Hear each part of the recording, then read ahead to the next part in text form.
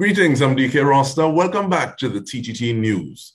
I am very happy. We've been waiting to have this conversation for a little while, and with the tagline of transforming communities, we're going to be speaking with Montgomery Guy, the Acting Director, Entrepreneurial Development and Support Services at the Youth Training and Employment Partnership Program, YTEPP.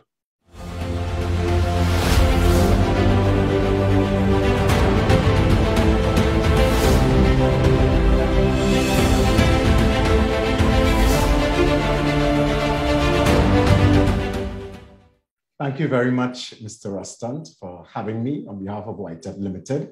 It's a pleasure to join you on this program and to share with your viewing audience YTEPP Ltd. And where we're at on the education and training landscape. And I really want to hear where y'all are at on that landscape, please, Mr. Guy. And I'll say this. Sometimes I hear someone, hey, that man going surf all boy, or them going YTEPP. And that used to be a thing, and that was perceived to be a slight. Now, I think in the same way that when you get a little older, you realize, but wait, no, the cowboys may not have been the good guys. Right. How is that perception now with regard to programs that run under YTEPP Ltd? Yes, the thing is, TVET on a whole has this stigma that it's just for school dropout. You're not doing well at academia, so go and learn a trade. But the thing is, the world, the country has been transitioning, and it's even more pronounced now during this COVID pandemic, where skills are actually taking the lead. Okay, so YTEPP Ltd. has really projected itself as a formidable force in the training and education landscape. And what we have been doing is not only introducing vocational skills training, but it is coupled with our digital literacy, with our entrepreneurship. So we're really guiding our citizens, our young citizens, our retrenched and unemployed citizens on not only to learn a skill, but how to monetize that skill in the digital realm as well. So YTEPP Ltd. Is well positioned, we're well poised to really showcase TVET in a whole new light, along technology, along artificial intelligence, virtual reality, mobile app development, going along those lines and securing key partnerships with various sectors of the national economy to really raise the prominence of TVET and what it can do for our citizens. Is all of that, Mr. Guy? Well, this is news to me now, but with that in mind, though, who is the ideal candidate or the target grouping for someone to take advantage of YTEPP's offerings? Yes, YTEPP primarily target youth between 15 and 35 years. And in 2011, the mandate expanded to include persons between 25 and 60 years who are unemployed or retrenched. So it's quite wide in scope, but our primary focus is on youth and youth development, youth empowerment, as well as ensuring that persons who are retrenched also have an opportunity to be skilled or reskilled to enter or re-enter the job market. And I like the fact that you speak about upskilling. So if someone, what's the matriculation process like? Because someone may want to enter, but are there prerequisites? What are some of these things that they need to be mindful of? Right. So basically, someone interested in entering YTEPP Ltd., they must meet the age requirement and really have a serious desire to pursue a particular vocation. YTEPP provides training more than likely at level 1, which is an assistant skilled worker. And they have the opportunity to come in green, or they have the opportunity to come in with some ability or some skill and be formally trained and formally certified. Within YTEPP, we have a few of our programs that takes you to level 2, which is skilled worker. And for example, our construction and drafting program goes up to level 3, which is the level of a technician. But outside of the YTEPP training, once you come in and you get that formalized training at level 1, you can then matriculate or articulate to other organizations, other training institutions to further your studies in TVET or in your skill area at level 2, level 3, and even level 4. So YTEPP Ltd. Is that stepping stone, that foundation to really build you and equip you enough to move on to a higher level or to actually go on to employment or self-employment. What kind of ratio do you see in terms of like those cohorts moving through? Or is it that people start on that stepping stone and then slip off? Well, you have a body of trainees who come in with a desire to really learn a skill.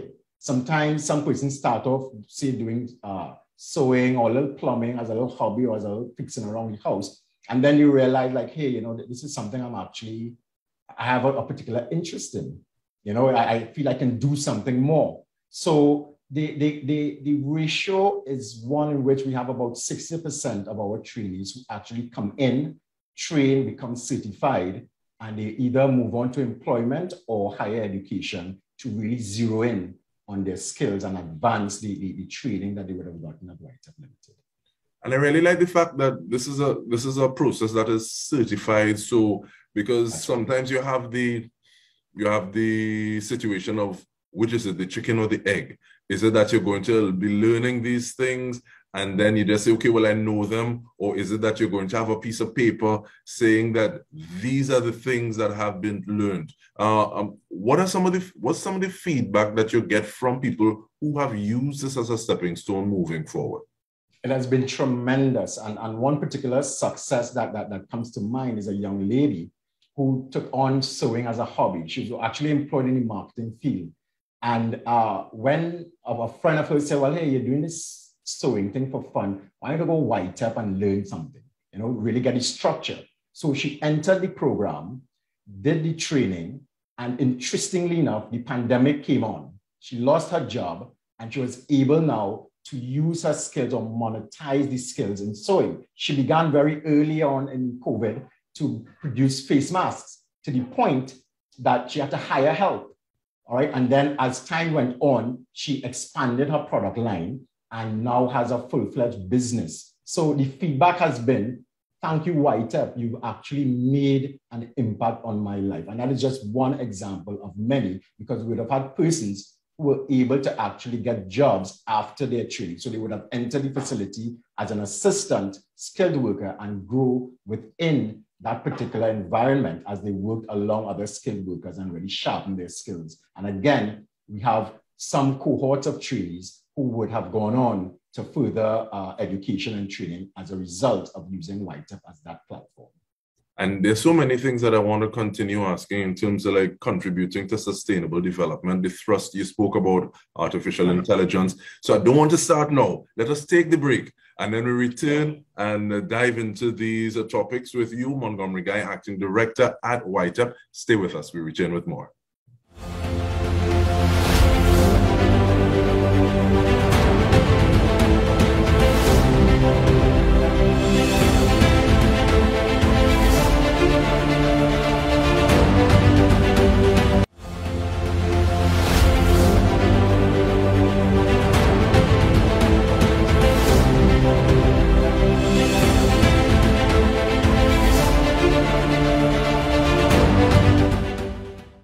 Welcome back. We are going in depth on YTEPP Ltd with Montgomery Guy, Acting Director, Entrepreneurial Development and Support Services, Youth Training and Employment Partnership Program Limited. Now, Mr. Guy, they have, was the term this wrong? There's a lot to unpack. But so let's try to take it little by little. Yeah. What are some of the novel things about the offerings that YTEPP has on tap at this point in time? Well, the interesting thing is, and what we call novel, we have been introducing our mobile app development program. We have our home automation and soon to be business automation, whereby, for example, in farming, we're working where you can now automate your irrigation, automate your fertilization and so on to reduce the labor intensity of the program. YTEPP Ltd, we have moved towards our technology-enabled learning model, whereby our programs are now flexible and blended learning. That is to say, the theoretical aspects of the program is done online and the practical orientation will be done face-to-face. So it's really introducing and you know, setting persons on the track for technology, to engage in technology. We have developed a very robust learning management system coupled with Microsoft Teams, where we have trained and coached our trainees as well as our teaching fraternity so that they can all be a part of technology-enabled learning. So we are on the cusp of really mirroring the needs of the workforce, the needs of national development to ensure that our training are relevant and meaningful to all of our participants. And that makes me want to ask as well about the adjustments that would have been necessary during the pandemic and how you've been able to fill the gap and bridge those needs. Yes. One of the immediate impacts of the COVID-19 while we were delivering training was the closure of all places of learning. And the impact that had, of course, were that trainees had to be at home. And while we would have used different methods, WhatsApp and Google Class to try and engage these trainees, because the COVID came as such a shock and surprise in its immediacy, trainees did not have devices, they did not have reliable internet service, and thus it impacted participation in our training, even though we provided other alternatives to engage those trainees. So it took a while before our participants could have come back on stream. But from on the other end of the coin with regard to YTEPP Limited, it forced us to hasten our business operations or re-engineer our business operations.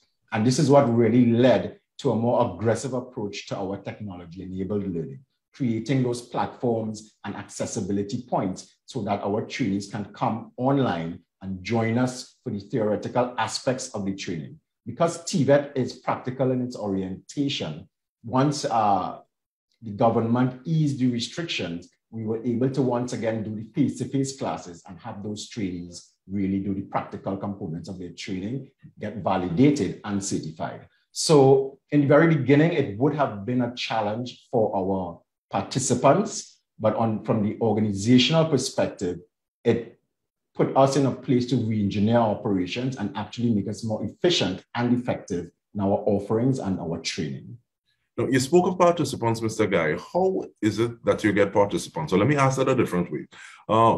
Some of the stakeholders, who are those that are involved? Recently, we spoke with someone and they said that part of their grants might be training, and they mentioned YTEPP Ltd. So, and I know there's something that happens with NGC as well as police youth camps as well. So what do those stakeholder engagements and partnerships look like? It's very, very good because what YTEPP does, and it's youth training and partnership program. So that partnering is something that we really have a strategic focus on. So you mentioned NGC, for example, would have partnered with YTEPP Ltd to deliver training to 5 police youth clubs at the Trinidad and Tobago Police Service Youth Club Association. And they target young people within various communities like Laventil Road in San Juan, Labre, Pinal, Couva, Mayaro. So we've been able to train these young persons in digital literacy, graphic designs, mobile app development, life skills, and so on. So that's just one example. We partnered with the St. Augustine Rotary Club to provide digital skills training in communities within St. Augustine. We've done a pilot project with the Trinidad and Tobago Association for the Hearing Impaired as well.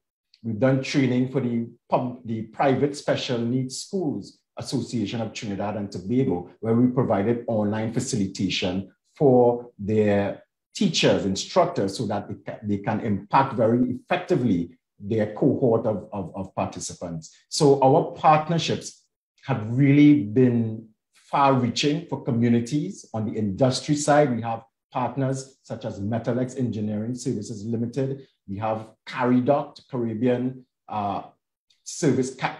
Dockyard Services Engineering Limited, where we partner to provide a direct impact to the workforce in those sectors, growing and grooming potential workers for the future, as well as persons who go the way of self-employment. So partnerships or stakeholder relations has been a very significant component to our strategic focus. And that's really living that tagline of transforming communities, Mr. Guy. Definitely. And recently in the news, we saw that there was an opening, an official launch of, is it a culinary department or a culinary school? What was that about? And you speak about aggressive thrusts and moves. So take me through that, please. Yes. Now, as an organ, now let me just start back. we have been on a trajectory along the lines of government's National Development Plan. As a training organization, we aim to develop our citizens to a point where they're resilient, multi-skilled, and agile to adapt to the changing environment. Therefore, we align our programs in such a way that it is relevant and meaningful. And this is evidenced by our Institute of Culinary Arts, which was recently launched by the Honorable Minister of Education as one of the sectors in which self-employment can grow very rapidly. And we pride ourselves in this particular Institute of Culinary Arts because we are able to expose our trainees to cafeteria operations, to culinary arts and other programs that would not only make them proficient at the skill for employment, but where they can actually work on their entrepreneurial skills to really promote themselves, their families, and communities. Further to that, we have our Institute of Cosmetology. We have key training in sectors such as shipbuilding and repair, energy and construction sectors as it relates to welding and fabricating. So therefore, we are well on track with regard to government's roadmap to recovery. We are matching our programs in such a way that when someone accesses our training, they are able to actually get work or create their own work. So we are very unique in design, and we are very much in line and in tune with the requirements of the existing labor market as well as the future labor market. But Mr. Guy, learning how to do a job or having a capacity is one thing, but learning how to interact with people is another. Yes. YTEPP's focused on transferring knowledge of soft skills. Is that part of the program? It's most definitely, because as you rightfully said, someone may have the skill, they may get the job, they may not be able to keep the job because of poor attitude, poor behavior, not knowing how to dress, not knowing how to respect authority, not having proper communication skills. So within our programs, adjunct to the skills, we have our life skills program or our career enhancement program, where we expose trainees to various components of life skills, such as leadership, patriotism, self-respect, respecting others, tolerance, and the list goes on. So soft skills play a very critical component to our holistic training to all of our participants when they come in. So when you get a YTEPP trainee, you get a complete person who's ready for work or who is in a position to establish their own business. All right, now looking at the time we have, Mr. Guy, I want a yes or no question in addition to your contact information, please. Someone who's already working but sees the need and wants to pick up something at YTEPP, is it possible to do things on the weekend or very part-time? And what is your contact information? Thank you. We do have part-time programs that we offer, but I would say that our priority tend to be on unemployed persons, youth, retrenched persons. So we always give them the first priority. But if we do in fact have the space, you can definitely access the training on evenings. With regard to contact information, it's 672-5411. You can get more information at on facebook.com/YTEPP or our website at www.ytepp.edu.tt.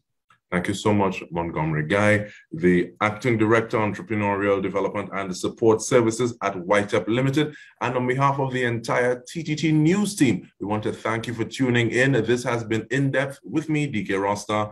Thank you for joining us.